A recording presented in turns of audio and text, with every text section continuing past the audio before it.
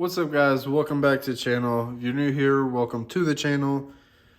In this video, we're going to be going over the Canik Sfx Rival. This is a competition pistol. So if you like gun reviews and unboxings and stuff like this, make sure you hit that subscribe button. Totally up to you though. If you don't, I'm not going to hold it against you.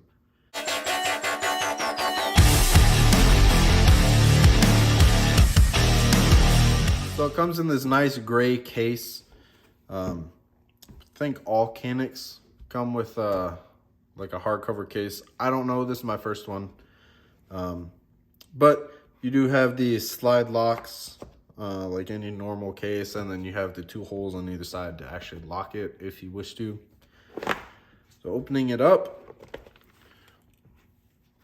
we'll start with the top with the little accessories on top, and then we'll move to actual firearm. So you do have your barrel brush, and then your plunger for your cotton swabs and stuff like that. You do have your two back plate adapters. They're different thicknesses, so if you have smaller hands, bigger hands, you can kind of fine tune it for you. You do have a punch, and then you have your little toolkit. So this is actually a socket as the barrel, and then inside you have your extra parts. So you have a little Torx wrench in there, and that fits into the socket on the barrel. You do have a charging handle adapter. That's for the different blocks to mount optics on. It just screws into the side, and then you have extra fiber optics for the front sight if you wish to change those out. I'm not gonna dump everything out because there's little screws and washers in there that I don't want to lose. So, and then you flip this over and you have your owner's manual and safety warnings and all that good stuff that every gun comes with.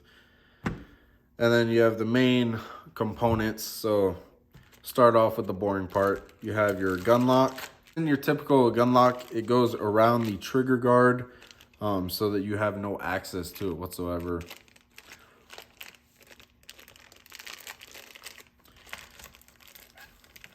And then here's your different optic plates that you can mount on there. Has four different sizes. Pretty sure that's like every optic can fit on these. Don't quote me on that, I'm not sure. It does come with a extra 18 round magazine along with your reloading tool. And then the mag plates are plastic that comes on it, and then you have two extra metal ones, as you can see. So if you want to keep the metal ones off and then get two more 18 round magazines for this, you can, or you can just switch out the plastic ones for the metal ones if you want, or just leave them on. Totally up to you. Comes with a outside the waistband holster. And then it is adjustable depending on how thick your belt is that you're using. And then pretty generic holster, nothing big on it. So starting from the magwell up, you do have the flared magwell adapter that I put on here. Normally it's going to be in this slot right here, but I put it on before the video.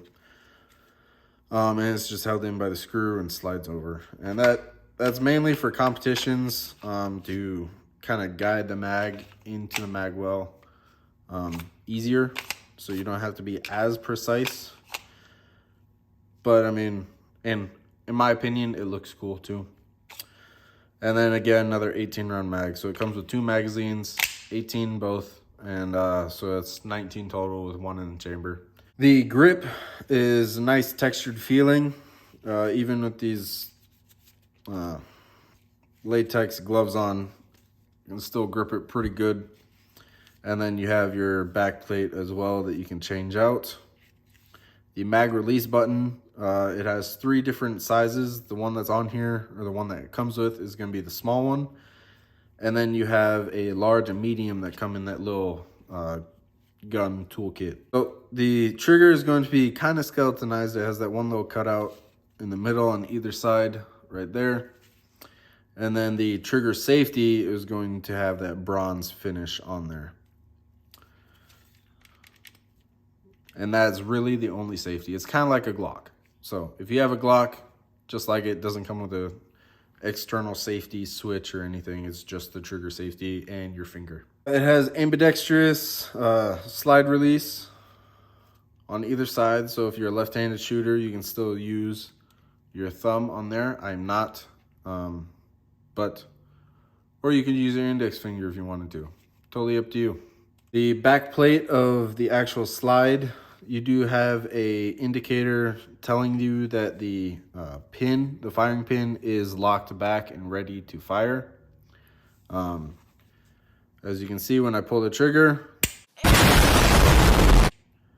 it goes in and you no longer see it. So now you know it will not fire. It is not a double action trigger, it is only single. You do have your optic ready spot right here. And then of course you'd take this off and then put your optic or whatever on there. I don't have an optic yet, so I'm just gonna stick with iron sights. The iron sights, the back ones are adjustable. As you can see, you can go up or elevation and then windage on the back. You do have a nice slide serration on the back as well, and then the actual adapter plates correlate, go in line with the actual serrations on the slide. Texturing on either side, just above the trigger for your index finger or thumb, if you're shooting like that, or if you're left-handed. I'm not left-handed, so it's gonna look weird, or like that, so you can keep your thumb there. The slide is going to be skeletonized but on the upper side, and then you have deep slide serrations on the front right there. The front sight is going to be a fiber optic, and then as I showed you earlier, you do have two separate replacement optics on there as well, or in there, I should say. And then you kind of have, this isn't really a muzzle brake because that's for the spring, but it looks pretty cool. And then you do have the 3-slot Picatinny rail on the bottom for a laser or light attachment. But that's pretty much it for the Canik. I do have another one coming in soon, so that might be next week's video. So if you're not already, hit the subscribe button and turn on that bell notification so you're updated each time I post a new video, and so that you can see the new Canik that's coming in. That being said, I will see y'all next week.